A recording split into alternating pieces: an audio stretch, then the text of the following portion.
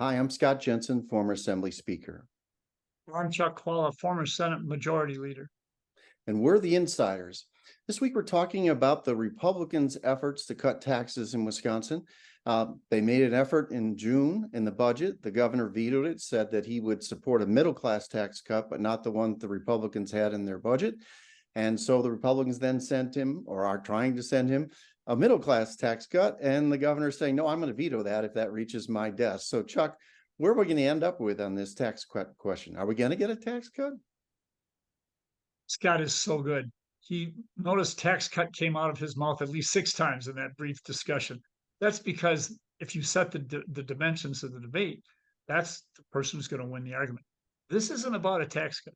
This is about getting the right funding for our schools, getting funding for childcare so we can develop the workforce so women get back into the workforce, and then delivering something that's progressive in the sense that it targets the people who need the tax cuts the most. And that's working families who have kids who need to be able to get out in the workforce and be able to make money once they pay for their childcare. Now, what's going to happen here?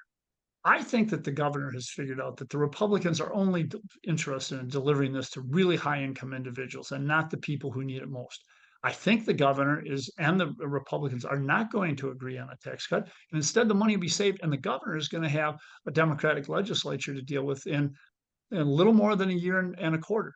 And I think that's what will happen. And I think that's where things will be because the Republicans are not, I mean, they could get a tax cut if they were willing to really target this to let's say that Wisconsin decided to be the first state in the country to rebate the payroll tax for everything you earn up to $25,000. Wow. You know what? That is a tax cut for everybody who works. And it is really targeted at people of modest incomes, those working families that we want to have out there. Wow, that would be a great tax cut. And if you combine that with a great childcare program and some more money for public education, that's a pretty powerful message. Will the Republicans go for that? Not on their best day, they won't go for that. So I think what's going to happen is I doubt that there will be a tax cut this time around. Instead, it'll come next time combined with some other great things for the state of Wisconsin. So I think the governor called for a special session on childcare to try to kick off negotiations with the legislature about what we do with the surplus that the state of Wisconsin has. And the superintendent then jumped in and she called for more money for public schools, again, trying to get her hands on some piece of the surplus that is left here in the state. The Republicans, of course, are going to try to have the governor keep his word to be in favor of a middle class tax cut. I don't think it's going to happen. I mean, I think the traditional analysis would be that the parties would sit down together. You get something, I get something. We all go home happy. I don't think that's going to happen here. I don't think the governor wants to resolve this issue. He would like to see if a friendlier legislature is there to spend this money rather than a Republican legislature that wants to cut taxes. And I think the Republicans know that they're going to be out there having to run again next year, probably in new districts.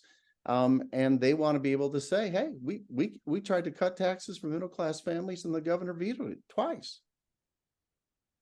You know what? One of the smartest things that I ever heard Scott Jensen say is he came to my office after one of the budgets. And he's right. He got some things and we got some things. And what did we get? We got increased funding and important stuff for public education. Scott came into my office and he said, Chuck, he says, we're going to run next year on 2 things, tax cuts and your education stuff.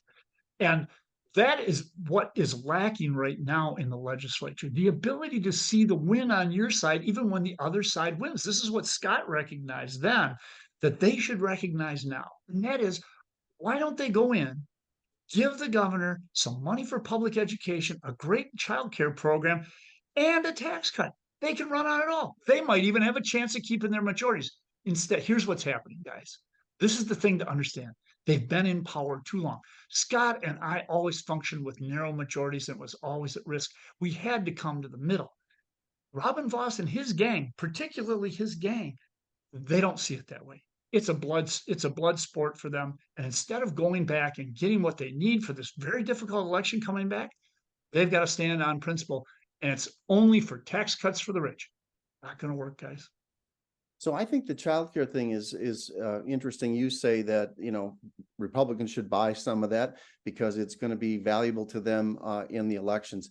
I think Republicans look at it and go, listen, we have a constitutional responsibility to fund the schools. It's right there in the Constitution of the state. There is no constitutional responsibility to fund childcare, and childcare is becoming more expensive than college. And I think Republicans are reluctant to start a new entitlement program. Democrats are happy to start a new entitlement program that will drive the budget for the next 20 years and prohibit the ability to cut taxes or to keep down the size of government. Once you start saying we in state government are responsible for childcare and that we're going to start to pay for this, they're just going to keep running that tab up. I mean, we're smart enough to see where this is going. Once you cross that line and say we're going to be doing that, I mean, we're happy to distribute the money the federal government gives us for childcare, but to start pouring hundreds of millions of dollars of state money on top of it, it'll never end. It'll just be like the other entitlement programs that we do have to fund in the state of Wisconsin. It's essential for our workforce. If we're not going to let in immigrants, and I get where the Republicans are coming from on that. If we're not going to do that, we better make best use of the people we have. You can't get women into the workforce unless their children are taken care of. And thank God that they are that committed to their children. We need to do something. This isn't a constitutional issue. This is a workforce issue. And by the way, Scott Jensen would have found a way to make that happen, not Robin Voss and his gang. Well, this is an issue I think we will keep talking about it because it is affecting families all over the state. Yes. See you next time. See you next time.